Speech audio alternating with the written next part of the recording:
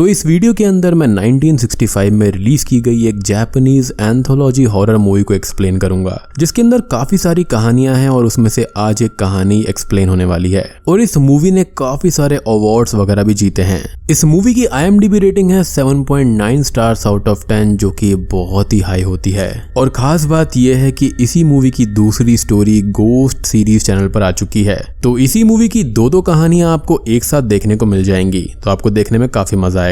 उस वीडियो का लिंक आपको नीचे डिस्क्रिप्शन में मिलेगा। तो चलिए अब बिना किसी देरी के चलते हैं सीधा वीडियो की तरफ।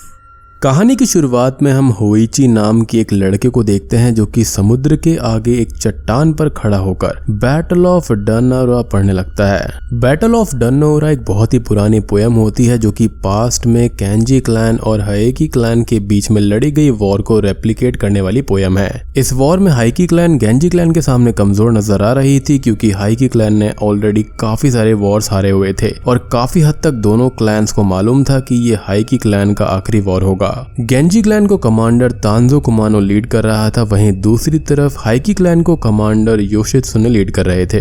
अब वॉर स्टार्ट होती है, जहां पर हाइकी क्लैन के कमांडर योशित्सु ने बहुत ही स्किल्ड वे में किसी अनस्टॉपेबल वॉरियर की तरह गेंजी क्लैन के एक सोल्जर्स को मारने लगता है। योशित्सु ने सबको मारते हुए तेजी से गेंजी क्लैन के लीडर की तरफ बढ़ता रहता है, पर तभी बीच में गेंजी क्लैंस के बाकी वॉरियर्स योशित्सु को घेर लेते हैं और उसे तीर मार मार कर मार डालते हैं। योशित्सु के मरते ही हाइकी क्लैन को बड़ा झटका लगता है और अब हाइकी क्लैन के बाकी सोल्जर्स किसी पत्ते की तरह ढह जाते हैं। तभी हम देखते हैं कि हाइकी क्लैन के जो एम्परर होती है वो एक छोटी सी बच्ची थी।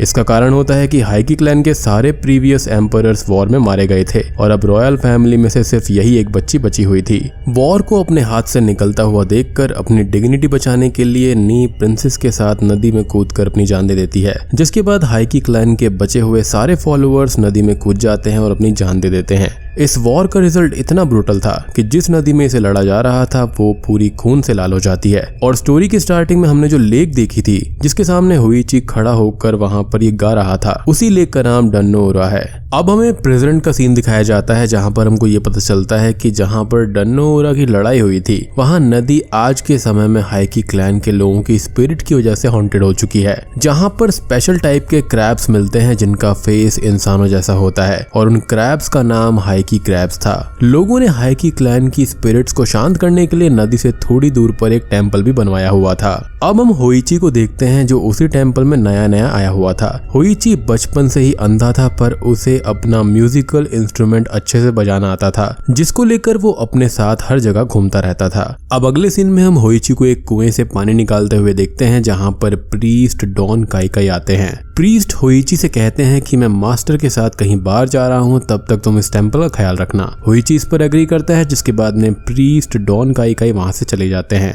रात में होइची को ऐसा एहसास होता है कि टेंपल के अंदर कोई आया है, जिसके बाद में होइची टेंपल के अंदर घूमने लगता है ताकि वो इस इंसान को पकड़ सके। बट सून ही रियलाइजेस कि टेंपल के अंदर कोई भी नहीं है, जिसके बाद टेंपल के गेट पर होइची बैठकर अपना इंस्ट्रूमेंट बजाने लगता है। जैसे ही होइची अपना इंस्ट्रूमेंट बजाना शुरू करता है, हम होइची के सामने कमांडर योशित्सु की स्पिरिट को देखते हैं, जो कि होइची के सामने आकर खड़ा हो जाता है। होइची को भी अपने सामने किसी के खड़े होने का एहसास होता है, पर उसके अंधे होने की वजह से उसे ये नहीं पता चलता कि उसके सामने कोई इंसान नहीं बल्कि कोई भूत खड़ा है। तभी योशित्सु का भूत होइची से ये कहता है कि मेरे मास्टर ने डनओरा रिवर के पास तुम्हारा बैटल ऑफ डनओरा पोएम सुना था, जो कि उन्हें बहुत पसंद आया और वो फिर से उसी को सुनने की मांग कर रहे हैं।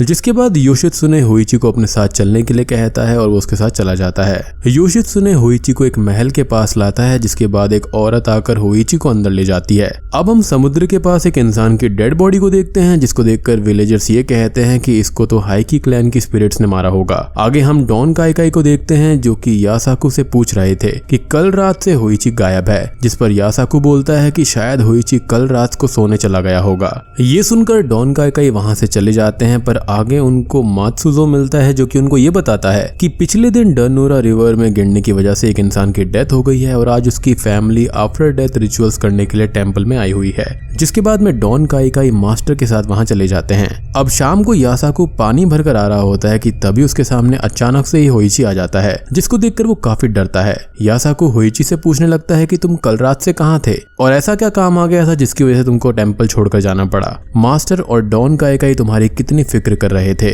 इस पर होइची ये कहता है कि मैं अपने काम से गया हुआ था। अब रात को फिर से होइची टेम्पल के दरवाजे पर बैठकर इंस्ट्रूमेंट बजाने लगता है और कुछ ही देर के बाद में वहां पर वापस से योशित्सुने की स्पिरिट आ जाती है। योशित्सुने होइची से पूछता है कि तुमने इसके बारे में किसी को बताया तो नहीं, जिस पर होइची मना कर देता है और फिर योशित्सुने उसे वापस से वहीं पर लेकर चला जाता है। अब अगले दिन हम यासाकू और मात्सुजो को बात करते हुए सुनते हैं, जहां पर मात्सुजो यासाकू से पूछता है कि आखिर होइची पूरे दिन रहता कहाँ है, जिस पर यासाकू ये बोलता है कि वो पूरे दिन सोता रहता है और उसे इसका कारण नहीं पता। तभी वहां पर होइची आ जाता है जो कि एक कप में पानी लेकर पीने लगता है। यासाकू होइची से पूछता है कि तुम्हारी तबीयत तो खराब नहीं है, जिस पर होइची बताता है कि वो ठीक है, उसे थोड़ी गर्मी ज्यादा लग रही थी। अब रात में अचानक से ही बहुत तेज बारिश शुरू हो जाती है, जहां पर होइची को फिर से योशित्सुने अपने साथ लेकर चला जाता है। होइची को जाता देखकर मात्सुजो मास्टर से ये कहते हैं कि होइची अभी अभी टेम्पल से बाहर गया है, जिस पर मास्टर मात्सुजो को ये कहते हैं कि वो यासाकू को लेकर होइची के पीछे जाएं।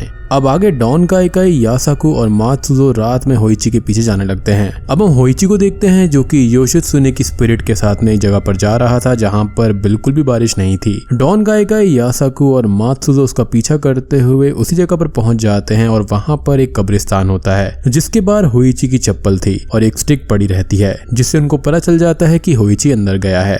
अब होइची एक किंगडम के बीच में बैठा होता है जहां पर चारों तरफ हाइकी क्लैन के सारे लोगों की स्पिरिट्स बैठी थी। आगे एम्परर होइची को द बैटल ऑफ डनोरा गाने को कहती है, जिसके बाद में होइची गाना शुरू करता है और हाइकी क्लैन के सारे लोग अपने डेथ वाले फॉर्म में आ जाते हैं। बाहर यासाकू और मात्सुजो को उड़ते हुए फायर बॉल्स दिखाई देते हैं, जो कि जापानीज कल्चर में गोस्ट को रिप्रेजेंट करता है। दोनों को फायर बॉल्स देखकर बहुत ही ज्यादा डर लगता है, पर अपने मास्टर के ऑर्डर मानते हुए वो फिर भी अंदर जाते हैं। उनके अंदर जाते ही हाइकी क्लैन की सारी स्पिरिट्स वहां से गायब हो जाती हैं और वो जगह फिर से कब्रिस्तान में बदल जाती है। डॉन काइकाई, यासाकू और मात्सुजो होइची को वहां से चलने के लिए कहते हैं, जिस पर होइची नहीं मानता और फिर तीनों होइची को पकड़कर ले जाते हैं।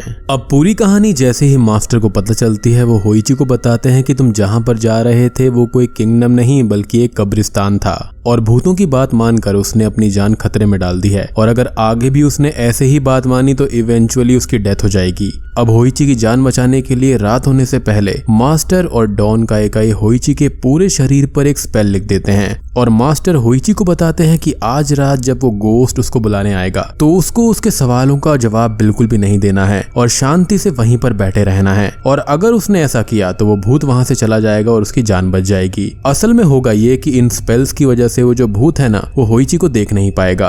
अब रात को योशित्सुने फिर से टेम्पल पर आता है और होइची को बुलाने लगता है, लेकिन स्पेल्स की वजह से वो होइची को नहीं देख पाता। मतलब लेवल देख रहे हो राइटिंग का कि इन स्पेल्स की वजह से भूत तक आपको नहीं देख सकते। योशित्सुने होइची को हर जगह खोजता है और उसको बार बार पुकारता है, लेकिन होइची मास्टर की कही गई बातों के अनुसार बिल्कुल भी कुछ नहीं कहता। लेकिन तभी एक बात होती है कि योशित्सुने होइची के कानों को नोटिस कर लेता है, और ऐसा इसलिए क्योंकि मास्टर जो थे ना, वो उसके कानों के ऊपर स्पेल लिखना भूल गए थे। अब योशित्सुने को ऑर्डर मिला था होइची को लाने के लिए, तो वो प्रूफ की तरह होइची के कानों को काट लेता है ताकि वो वापस जाकर एम्परर को ये दिखा सके कि वो तो उसको लेने गया था। और इसी दौरान होइची एक भी शब्द नहीं बोलता क्योंकि उसे मास्टर ने कुछ भी बोलने से मना किया था, यानी कि वो इतने दर्द में था, उसके कान काट लिए गए थे, लेकिन वो फिर भी कुछ नहीं बोलता। अब सुबह प्रीस्ट डॉन काइकाई और मास्टर जैसे ही टेम्पल में पहुंचते हैं, उनको पता चलता है कि रात को गोस्ट ने होइची के कान उखाड़ लिए हैं क्योंकि उसके कानों पर स्पेल्स नहीं लिखे हुए थे। उनको अपनी गलती का रियलाइजेशन भी होता है। मास्टर डॉन काइकाई पर थोड़ा नाराज होते हैं क्योंकि उसकी ही वजह से आज होइची के कान नहीं थे। मास्टर आगे ये भी कहते हैं कि मुझे खुद चेक करना चाहिए था कि होइची की पूरी बॉडी पर स्पेल्स लिखे हैं कि नहीं। यानी कि ये बात बिल्कुल सच है कि मास्टर लोगों को भी अपने जूनियर्स को पूरी तरह चेक करना पड़ता है कि उनका काम बिल्कुल सही है या फिर नहीं। किसी पर भी 100% ट्रस्ट नहीं करना चाहिए। अब मास्टर डॉन काइकाई को ये कहते हैं कि जैसे मैंने कहा था होइची को करने के लिए, उसने वैसा ही किया और वो कुछ भी नहीं बोला, इसलिए अब वो जो स्पिरिट्स हैं वो उसके पास वापस नहीं आएंगी। अब हम देखते हैं कि होइची की कहानी बहुत ही जल्द लोगों के बीच में फेमस हो जाती है, जिसके बाद बहुत बड़े बड़े एम्परर्स होइची से द बैटल ऑफ डनोरा सुनने के लिए आते हैं। सबको बैटल ऑफ डनोरा बहुत पसंद आता है, जिसके बाद टेम्पल पर तोहफों यानी कि गिफ्ट्स की बारिश हो जाती है और यहाँ पर वो बहुत ही ज्यादा अमीर हो जाता है और बूम, ये स्टोरी यहीं पर खत्म हो जाती है। तो दोस्तों ये थी क्वाईदान मूवी के अंदर एक और स्टोरी। उम्मीद करता हूँ कि आपको ये भी पसंद आई होगी। अब जो बाकी की जो स्टोरीज बची हैं ना, वो मैं एक ही वीडियो में कवर कर दूंगा जो कि कल ही आ जाएगी। तो जल्दी से वीडियो को लाइक कर दो, चैनल पर नए हो तो सब्सक्राइब कर लो ऐसी ही इंटरेस्टिंग कहानियों के लिए। तो मैं आप सबको मिलता हूँ अगली वीडियो के साथ में, तब तक के लिए